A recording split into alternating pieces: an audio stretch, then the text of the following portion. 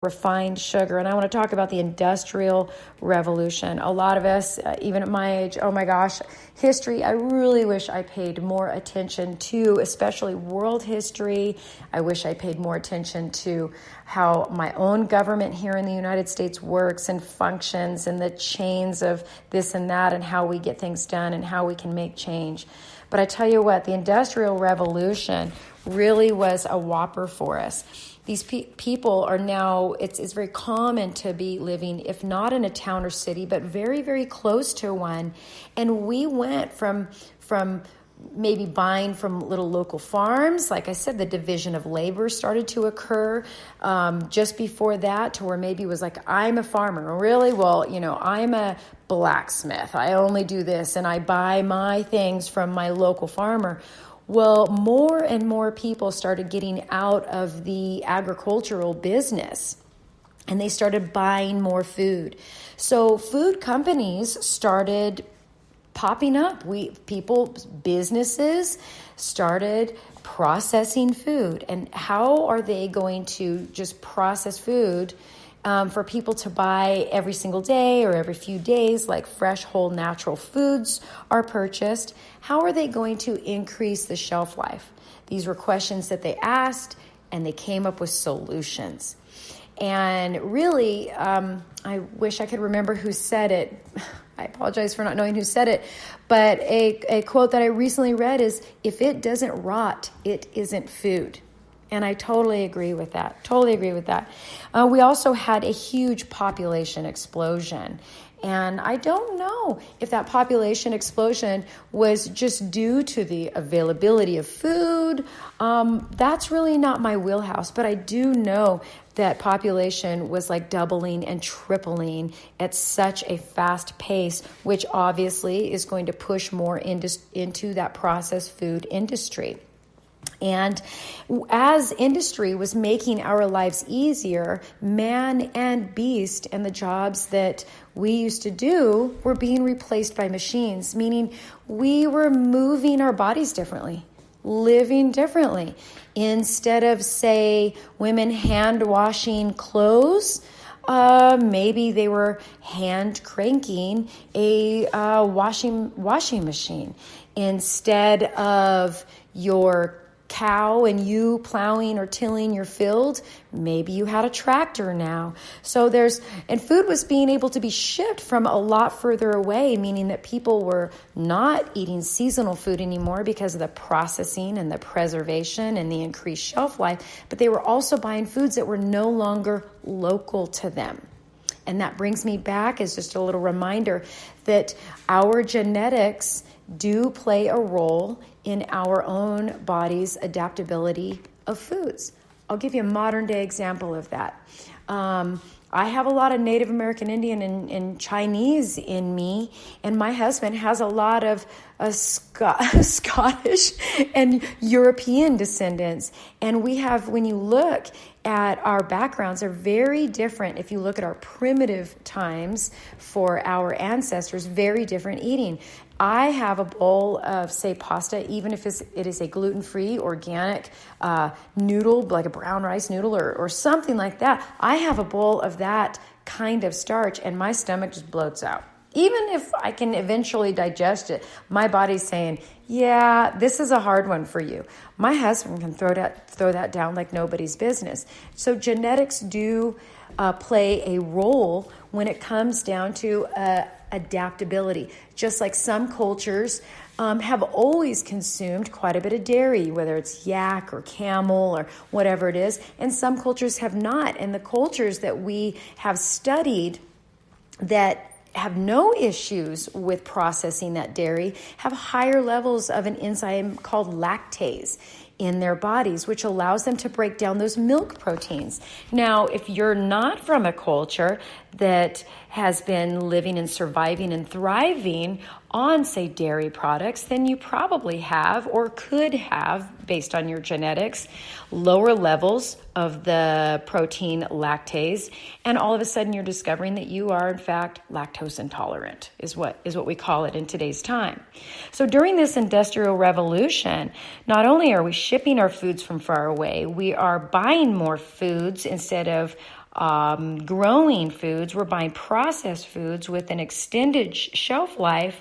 We are moving our bodies differently, and we're moving them way less. We are laboring way less. A big deal was we started not just refining or processing sugar, but also flour, and we created vegetable oils. The vegetable oils were actually created and discovered as part of a product. I think of like the Tin Man, keeping some of the machines and assembly lines that we were creating. It was designed for a lubricant. Vegetable oil's original purpose was for a lubricant. And then the food industry said, hey, guess what? I bet you we could get people to eat this. I would have loved to have been there during that conversation. So they had to bleach it. They had to add color to it. They had to deodorize it. But they eventually came up with this cheap form of oil. Our diets from that point forward, and I'm talking even about today here in the United States at the very least, sugar, refined flours, and vegetable oils became and still are 50% of people's diet. Woo! That was a huge drop in our quality of health as human beings on this earth. So what is the next phase? The next phase was big food actually got bigger. More and more food companies started opening up. Nestle, Post, Kellogg. These companies are still around. And a lot of them actually had, in the very beginning, they had like good hearts about wanting to provide food for people that was, easily accessible. But then, of course, money steps forward. And now they're just they were looking and they still are looking at profits being the driving factor and purpose and reason for their companies. So more and more food companies, more and more options for processed food, and convenience really started to come into our lives. Convenience over health, and we didn't even realize it. Now, with the increased amount and this crazy resurgence of the big food companies, nutrition research has actually been going on. I've seen papers backdated in the 1600s, believe it or not, in regards to nutrition science. Well, now you have these big food companies, and they started actually funding or sponsoring research. And why is that? Because they can influence. And so the research was often very biased. Now, I did mention the sugar, the flour, and the vegetable oil products. I forgot to mention this because in the big food movement, they really started hammering fat, salt, and sugars and making foods what is actually called hyperpalatable. Hyperpalatable. Yes, I talked about dark chocolate. Somebody who's used to eating, say, milk chocolate, which is just basically held together by insane amounts of sugar. When I hand them one of my dark chocolate bars, like an 85% or something, this isn't chocolate, right? Sodas, chips. We have found out, we actually have food engineers that talk about something called a bliss point.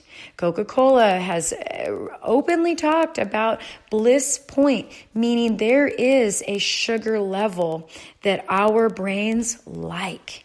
And it likens this, the same response. If you can light up your brain, a heroin addict, their brain lights up in a certain way when they get heroin. A soda drinker, their brains lighten up the same way when they're going to have that nice, I was going to say splash, but injection of soda. It's the sugar.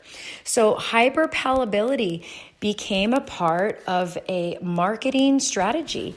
And as just regular, normal people, and if you were health conscious and you were reading the research, there was even a time that Coca-Cola, which it really did have alcohol, it really did have cocaine in the first rounds of, the Coca-Cola product, and they quietly removed those items from their ingredients list, and of course they added sugar in to replace them. But I have to tell you that this is where I tell my clients, some of this just isn't your fault. Because all of these changes in our diets and our bodies are hungry. They're hungry. They want the nutrients. They need the nutrients. They're hungry. Now we're eating hyper palatable foods that are frankly addictive. Like the sugar is extremely addictive. That is affecting your hormones. That is affecting the decisions that you make when you go to grab things. And this is another piece of the puzzle that I tell you, quit beating yourself up about your lack of willpower. The story, this picture is bigger than you. Your body is hungry, and it's hungry for nutrients, and it is going to ask you to grab and grab and grab and grab until it is satisfied. Sadly, most of the foods that we have these days are not very satisfying for our body. And so we have to be intentional with the choices that we make. We have to buy the organic. We have to try and go grow things if you can. I don't care if it's a pot with herbs in it, if it's something that you can grow, or maybe you can do your own strawberries, or you're on your deck or windowsill cherry tomatoes, or there are ways that even if you're living in a city that you can do small gardens and co-ops. And if you can't even do that, buying from local farmers that are taking care and intentionally farming their soil in a way that is not only healthy but sustainable for our earth. And all of this stems from a desire to become empowered and educated like you are right now and listening to this and not listening to big food. Now, what happened after big food started really taking control? Well, now it's the chemical age. And that happened actually right after World War II. During World War II, our U.S. citizens and the food processing companies, what we did was we took our butter and we took a lot of our healthy things that we did have. And God bless America, we did send those things to our soldiers. And the government was turning to Americans and saying, do your fair share in the war. We have rations, so to speak. I'm curious. I don't actually think they were called rations, but I'd like to see what the propaganda was on that. But being a soldier's mom, I do appreciate sending soldiers our best. We do not do that anymore. And it's a whole other different story on that. But let me share with you some of the rations that were developed for the American public. Have you ever heard of goldfish crackers? What about granola bars or juice boxes? Did you know that those were all created during the World War II time for us to buy here in the United States? Really? You had no idea you were eating rations. My son, who's no longer in the Army, if he never has to have an MRE or a military ration again, it'll be a good day for him. No soldier eats an MRE or military ration and thinks that they are eating anything healthy for them. They know that it's just getting them through to the next day. Part of these rations was the invention of margarine and also the hydrogenated oils, getting those on the market, like I said, changing the color and deodorizing them and making them hyper palatable for us citizens. Another interesting little fact is that there were certain chemicals that were created to make bombs during World War II. And after World War II, we still had this science, but we figure, isn't there anything else that we can do with it since we're no longer making these bombs, or this type of bombs? Well, we turn them into pesticides and fertilizers for a couple things. Yep. And we started spraying it everywhere.